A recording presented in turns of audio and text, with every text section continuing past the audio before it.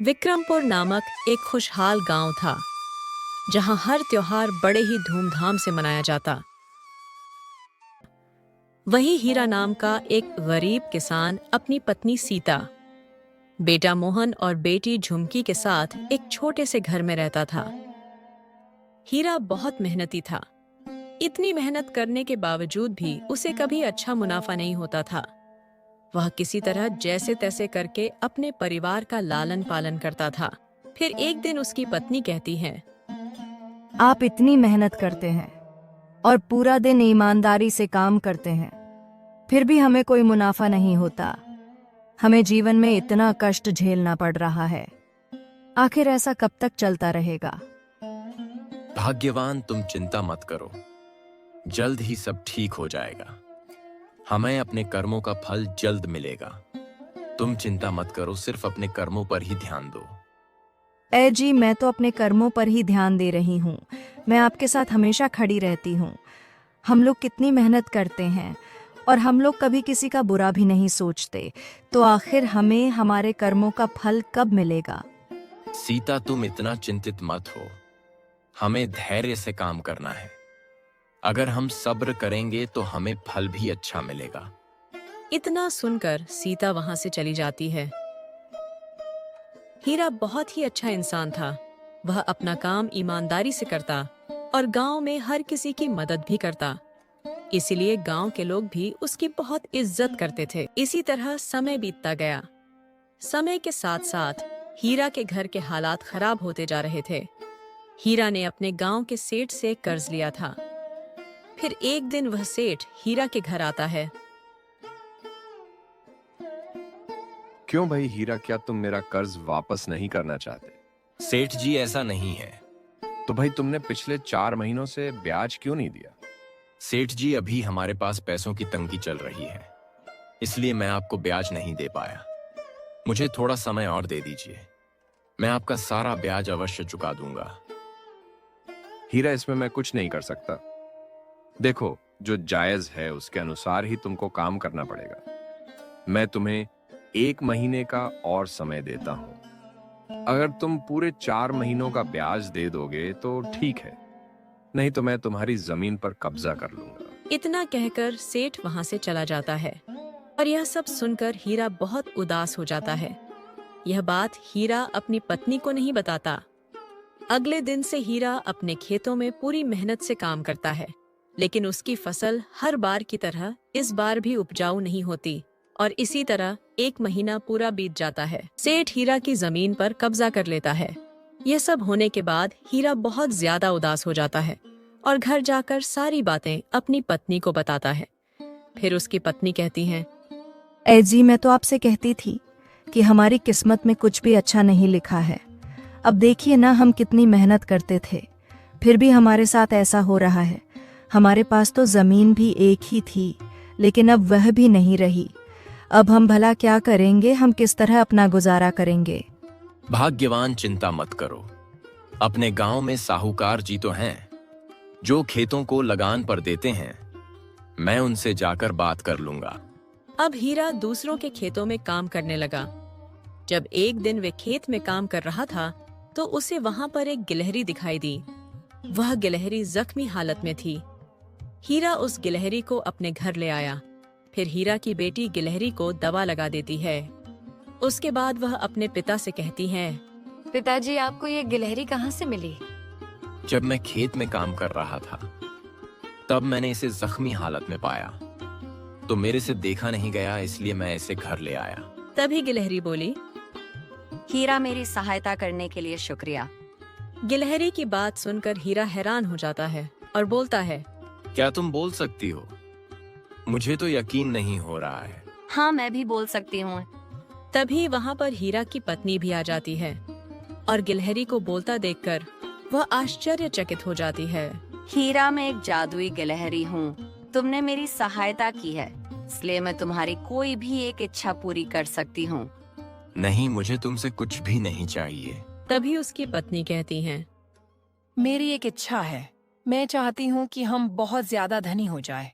हीरा भी यह बात मान जाता है और गिलहरी से कहता है, हाँ, हम भी धनी होना चाहते हैं। फिर क्या था, हीरा के सामने एक बड़ा सा मटका आ जाता है जिसमें बहुत सारी स्वर्ण मुद्रा भरी हुई थी। इतनी सारी स्वर्ण मुद्राओं को देखकर हीरा की पत्नी कहती है, अरे वाह, इस मटके में तो बहुत सारे सोने के सिक्के हैं। अब तो हम बहुत धनी हो गए। इसी तरह कुछ दिन बीत जाते हैं और हीरा गिलहरी की बात को किसी को नहीं बताता। फिर एक दिन उसकी पत्नी उससे कहती है, ए जी, क्यों ना आप उस सेठ को पूरा पैसा लौटाकर अपनी जमीन उससे वापस ले ले। हाँ सीता, तुम ठीक कहती हो। मैं अभी सेठ के पास जाता हूँ। हीरा पैसे लेकर सेठ के पास चला जाता है। उसे देखकर सेठ कहता है, आओ भाई हीरा, कहो कैसे आना हुआ। सेठ जी, मैं अपना कर्ज आपको लौटाने आया हूँ। अच्छा, तो तुम मेरा ब्याज की रकम चुकता करने आए हो। पर भाई, जब तक तुम मेरा मूलधन नहीं चुका दोगे तब तक मैं तुम्हारी जमीन वापस नहीं करूंगा। सेठ जी, उसकी चिंता आप ना करें। मैं ब्याज के साथ आपका मूलधन भी लौटाने आया हूँ। हीरा सेठ को उसका पैसा दे देता है।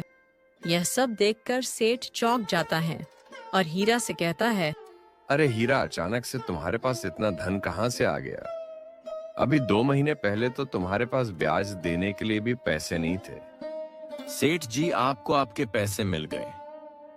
अब आप हमारी जमीन को छोड़ दीजिए। ठीक है भाई हीरा, तुम्हारी जमीन तुम्हारी ही है। और हीरा अपने घर लौट आता है और सारी बातें सीता को बता देता है। यह सब सुनकर सीता बहुत खुश हो जाती है। हीरा अपने पैसे से गांव के लोगों की मदद करता था, लेकिन ज्यादा दौलत के चलते सीता में घमंड आ जाता है और वह जबरदस्ती हीरा से लोगों के साथ बुरा व्यवहार करने को कहती है। जब सेठ को यह सब पता चला कि हीरा बहुत ज्यादा धनी हो गया है, तो सेठ हीरा के पास जाकर उससे कहता है,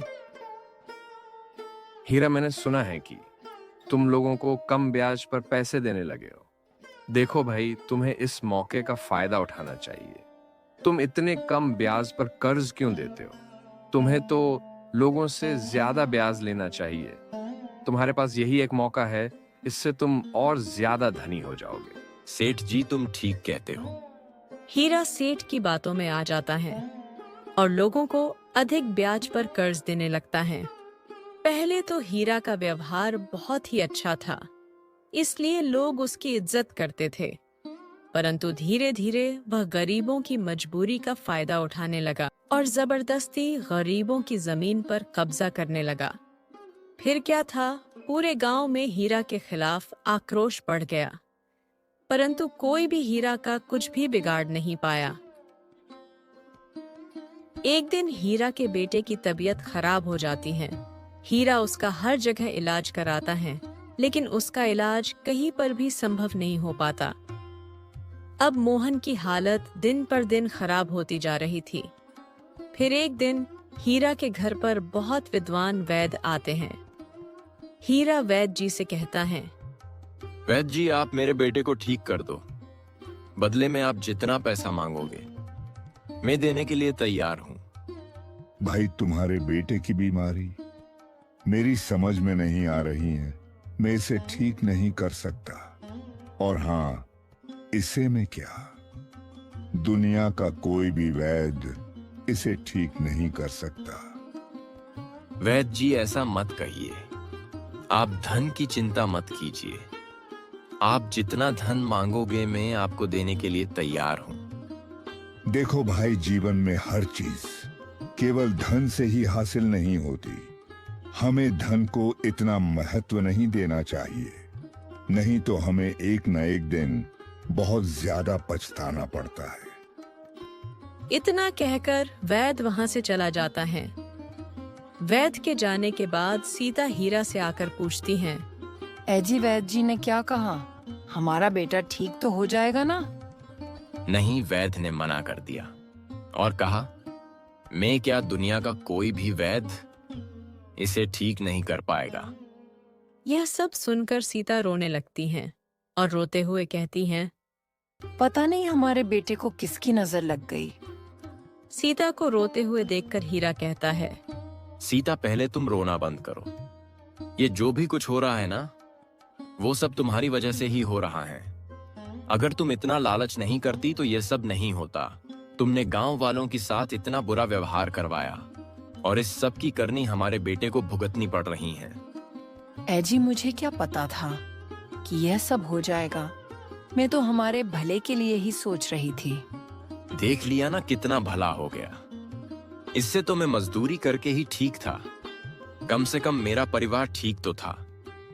अब भला हम इस पैसे का क्या करेंगे जब हमारा बेटा ही हमारे पास नहीं होगा। तभी वहाँ पर गिलहरी आ जाती हैं और उनसे कहती हैं, लगता है तुम्हें तुम्हारी गलती का एहसास हो चुका है। गिलहरी जी, मैं पहले ही ठीक था। मेरी एक आखिरी इच्छा है, तुम यह सब पहले जैसा कर दो।